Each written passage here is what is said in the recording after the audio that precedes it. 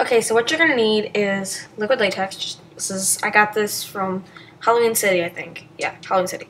So you're gonna need this, a few sheets of tissue paper, and you're gonna need to. You want them to be thin. So if they're 2-ply, you can use tissue paper or tissues, or even like toilet paper will work. It doesn't really matter, but you're gonna need to take those apart like this, and because they need to be thin. You're going to need some nail scissors or tweezers, whatever your preference is. I didn't feel like getting my tweezers, so whatever. And then just some liquid foundation. I am using Mary Kay, just beige. It doesn't matter. It really doesn't. So, and you're going to need a cotton ball. So what you're going to do is before you do anything, you're going to rip the tissues or toilet 1-ply of whatever you're using, and you're going to make jagged edges. This will simulate like ripped flesh, so you're just going to make them jagged. They do not have to be exactly the same. They should not be exactly the same. So, yeah, they're just going to take it and you're going to rip it, do all that. Just like this.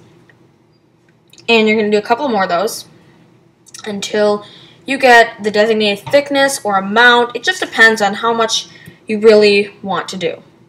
Okay, so now that you're done with that, you're going to open up your bottle of latex, and sometimes, I don't know, the cap will get like this, and there'll be like dried latex, and just pick it out. It's not gonna hurt you, but I choose to because it makes the cap go on easier. It just bugs me. So now you're gonna take your latex, and you're gonna take your cotton ball or whatever. You have to get a special sponge or something, because if this dries, it dries into rubber, and it's just not good. See, when it dries onto something, if you can see that little dark spot, that is not part of the sponge. That is like actual rubber, and that will not come out. So also, if you have facial hair and you're gonna do this, don't put it in your eyebrows. You're gonna need to.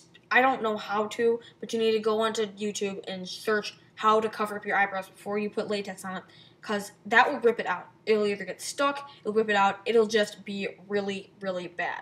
So taking your cotton ball or your sponge, for little things like this, I prefer the sponge or the cotton ball, because when you get stuff on the sponge, it'll start like dripping off and it'll get everywhere.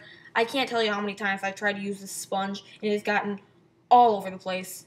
I do recommend, if you're going to do something like this, to put it on just like a cooking sheet, something like this. My mom gave me a special one that she didn't really like, so that I didn't get latex all over the place, because this stuff is impossible to get out. It will never, ever come out. You'll just have to cut whatever fabric or something. Like, I guess you could get it off of a countertop surface, but you'll have to cut your hair if you get it in there, or shave off your eyebrows, which would really suck, and it hurts to get it off sometimes. So now that you have your jagged pieces, different jagged pieces, you're going to take the cotton ball, like this, and just gonna dip it into the top of the latex, and I'm just gonna do mine on the side of my face, and I'm just gonna put it wherever. It doesn't really matter. So what you're gonna do is you're just gonna get it all over there.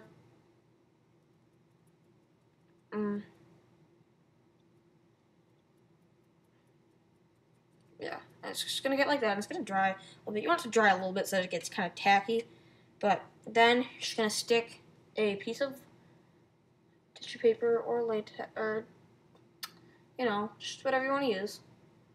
Just stick that on there. Just gonna cover that back up with latex again, and then you're just gonna layer it and layer it and layer it until you feel it is right. Because this is really all up to you.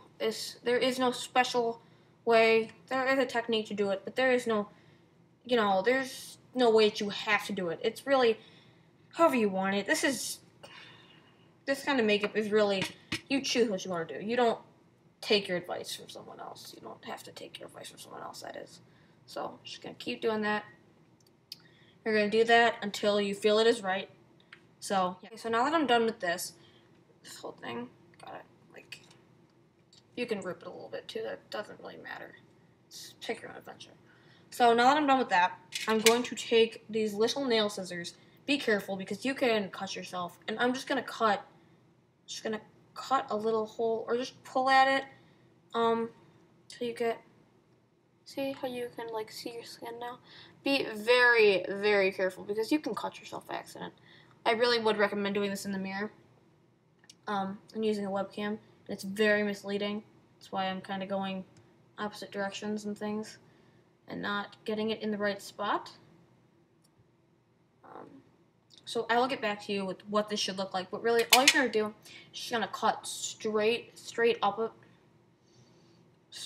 it, like this, and and then you just pull at it. I will show you when I'm done with it. Okay, so now that I'm done with that, and you can see the hole, all you can do is you can pull at it to make it seem deeper, things, you know, very just pull at it. Really simple, it's not hard, it doesn't really hurt that much.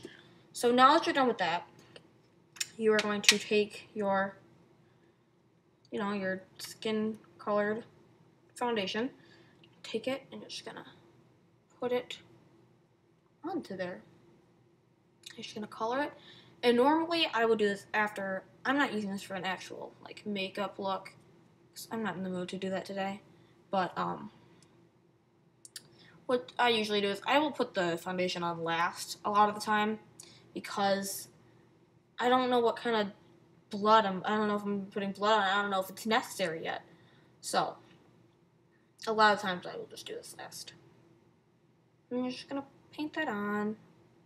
Good, and cover all the white spots. Cover it like you would your own. If you have a foundation brush, I suggest using it. I do not have one at the moment, and really mad about that, but yeah. So by the time you're done, it should look like this, and then you can fill it with whatever you want. And a lot of times it may look kind of tacky right now because doesn't have any of the other makeup on it. But once you get other colors, if you put your fake blood, your eyeliner in it to like darken up the edges and things, or your fresh scab, whatever you want to use, when you get done with that, then it will look a little bit more realistic. For the time being, I know it doesn't look that great right now, but once you get it all colorful and stuff, it should look fine. It shouldn't be a problem. So I hope you enjoyed this tutorial, and I hope this helps you a lot.